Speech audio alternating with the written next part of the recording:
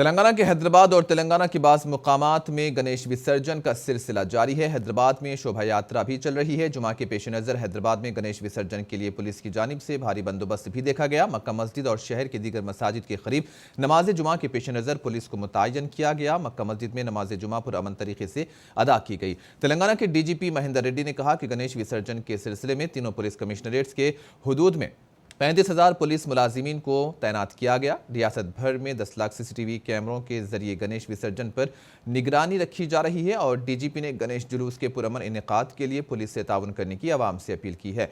बालापुर गणेश लड्डू का भी हर्राज हो चुका है। बालापुर गणेश लड्डू को बालापुर गणेश उत्सव कमेटी के रुकन V लक्ष्मा रेड्डी ने 24,60,000 की बोली लगाकर हासिल कर लिया है।